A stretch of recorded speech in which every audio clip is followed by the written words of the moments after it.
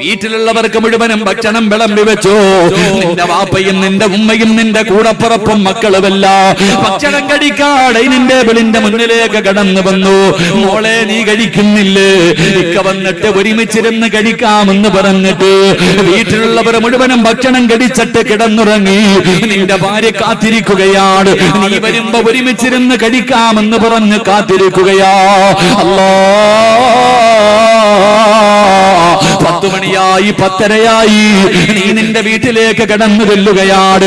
ഭാര്യ വളരെ സന്തോഷത്തോടെ എഴുന്നേറ്റ് കവാടം തുറന്നു. സലാം പറഞ്ഞു മടക്കിയിട്ട് നിന്നെ സ്വീകരിക്കുകയാ. ആ സമയത്ത് പറയുന്ന വാക്യേതെന്നറിയോ? പെണ്ണെ ഞാൻ ഭക്ഷണം കഴിച്ചു, നീ വേണമെങ്കിൽ കടിച്ചിട്ട് കിടന്നുറങ്ങിക്കോ. സുബ്ഹാനല്ലാഹ്. ഭക്ഷണം കഴിക്കുന്നതിന് വേണ്ടി നിന്റെ വെളിന്റെ മുന്നിലേക്ക് നിന്റെ ഭാര്യ പോയിരുന്നു. ഇറങ്ങുവോടോ